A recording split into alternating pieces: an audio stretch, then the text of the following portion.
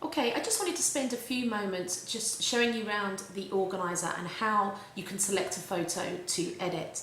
Now this assumes that you've come into your library within your Photoshop.com account. One of the things that we discussed earlier in the course is that you can of course go to Photoshop.com, choose the online tool menu and go to the Photoshop editor directly there.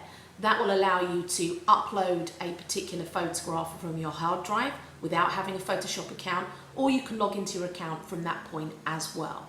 So here we're assuming that we're already logged in and we've come to our library where all of our albums and photographs are actually stored.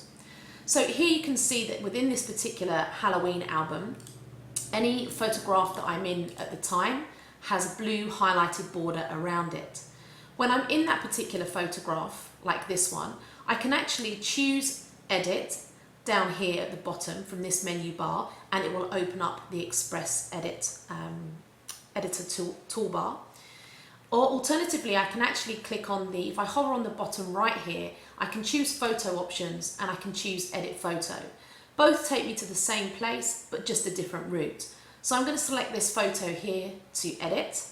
And what it's doing now is it's opening up the editor.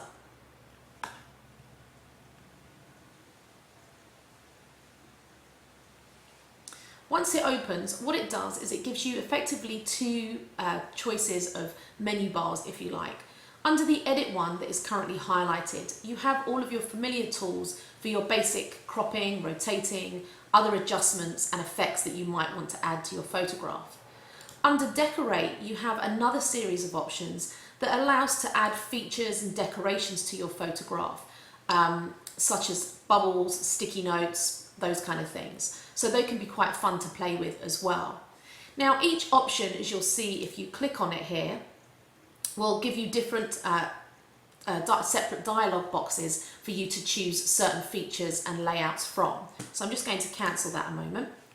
And the same back here on the edit bar. If I choose crop and rotate here, for example, you'll notice up here at the top I have another menu bar which actually relates to that particular activity that I want to do or the change that I want to make to that photograph. So look out for each of those as you move around them. A few things to note. So for example here, if I'm under decorate and I wanted to let's add a bubble for fun.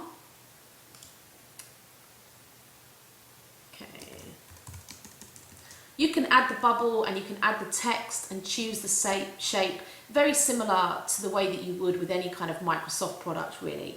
You know, the layout and the tools and the navigation is pretty standard amongst most software pieces like this. So if I decide that I've done something wrong, I can go and delete it, and it's coming up with a box here to show that I'm active in it.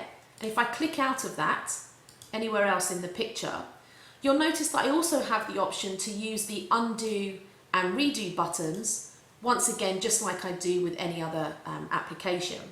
I also have the option here to reset my photograph. So if I've messed around with it, I don't like what I've done, you can take it straight back to its original version. You also have the option here, let's do that, to view the original of your photograph as well.